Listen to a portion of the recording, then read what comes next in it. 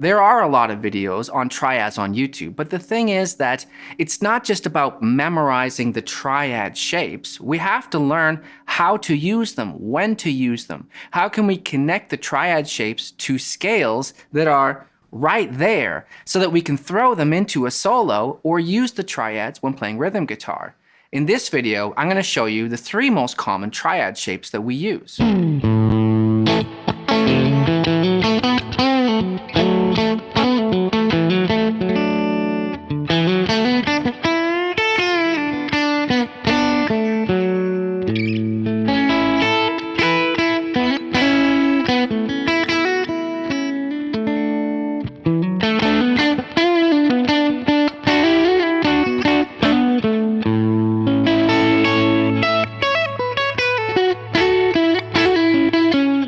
Now you may have noticed in that demo that I was connecting 1 chords with 4 chords. In this video, I'm going to show you all those 1 chords in the key of A. So we're going to do 3 A chords moving up the fretboard, and we're going to connect them with the scale shapes. On our Patreon, we're going to do the 4 chords and the 5 chords as well.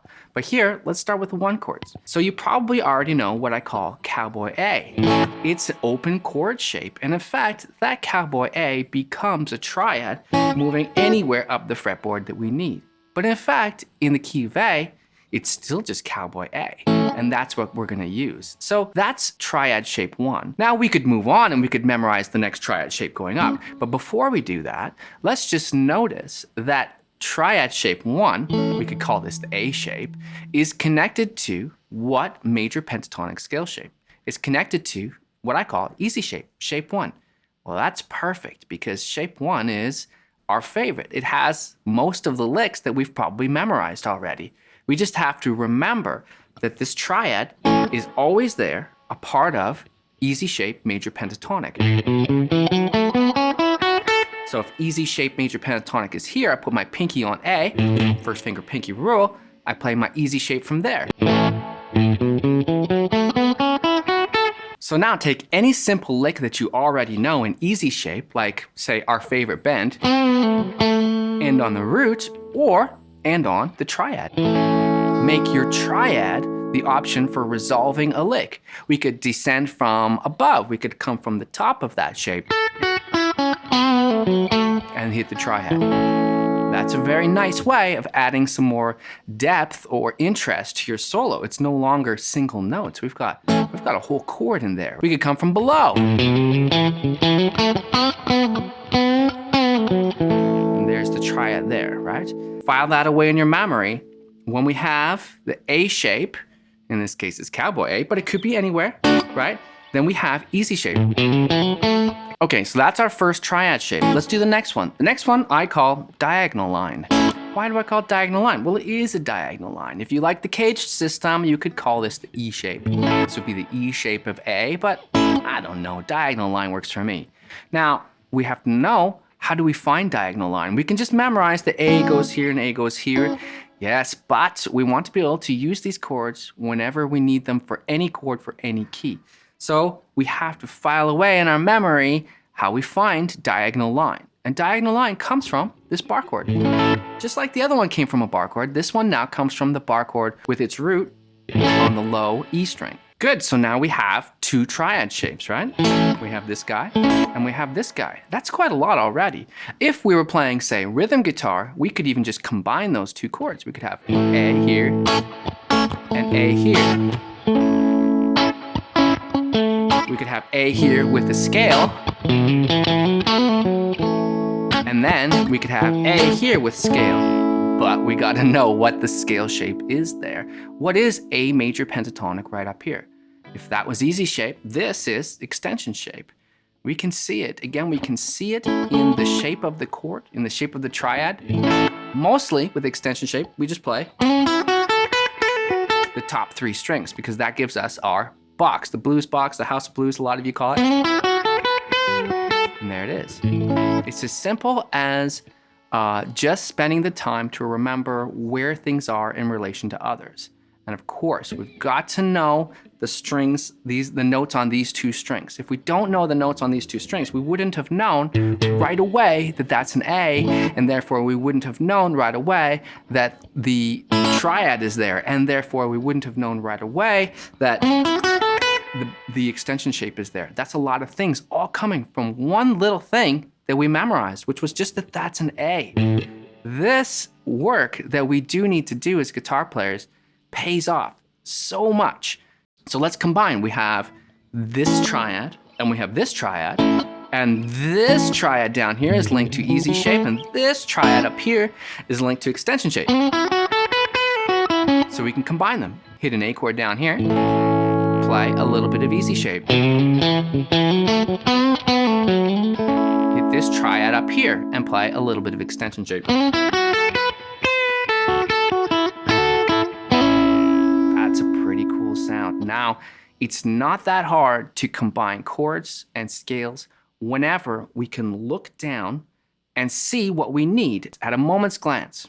Now, a lot of you in the comments have been telling me that I don't have nearly as many subscribers as you think I deserve, and I really appreciate that. So if you're not a subscriber and you're enjoying this content, hit that subscribe button and the bell so you know when new videos come out. But remember that a triad is called triad for a reason. It has 3 notes, right? It has a root, a third, and a fifth. And what that means is that there are 3 different versions or inversions of the triad, because we could have the root on the bottom, we could have the third on the bottom, or we could have the fifth on the bottom.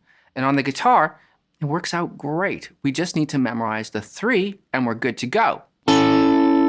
I will admit that this last inversion is maybe the hardest. It's the hardest to hold physically, and it's the hardest to find. But let me give you some tips so you can always find it when you need it. So we do have an option. I like to just bar my first finger across the top 3 frets, because that allows me to actually get a 4-note version of this chord. I can then get that string, that's the C sharp on the high E there. But sometimes I don't. Sometimes we'll just curl that first finger around and grab that E note, which is 9th fret of the G there. Either way works. It kind of depends on what we're gonna do.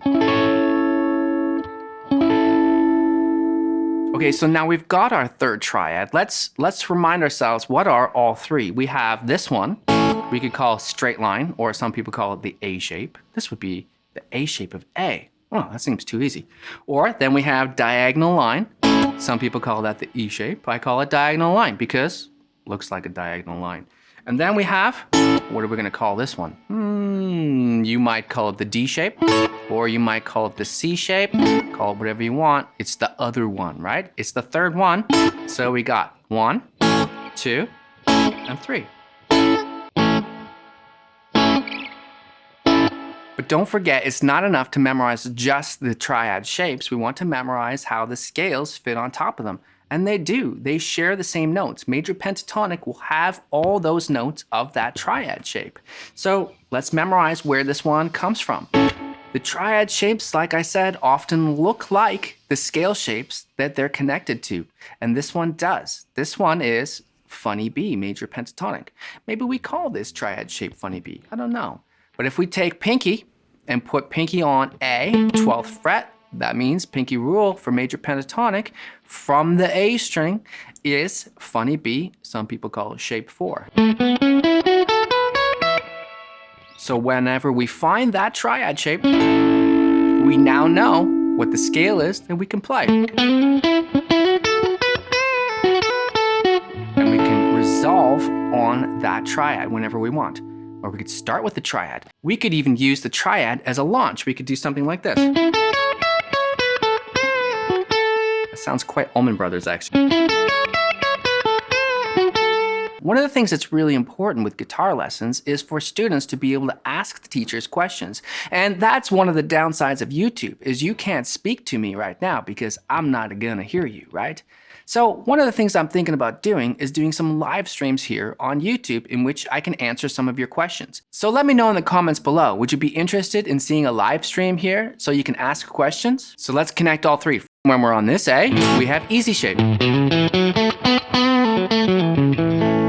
And when we have diagonal line A, we have extension shape. And when we have funny BA, we have funny B shape. The next thing to get good at triads is to know that if this is a 1 chord, then this is always a 4 chord. And if this is a 1 chord, then this is always a 4 chord. And if this is your 1 chord, then this is always your 4 chord. And we're gonna do that in detail on our Patreon this week. But guess what? You can get 7 days for free. And the link to our Patreon is in the description below. Don't forget, I've also got my books called Guitar Soloing Like a Pro, Book 1 and 2 available on Amazon. And I put this video on the screen for you from our channel. My name is Blue Morris, and I teach guitar lessons here in Vancouver, Canada. I'll see you in the next one.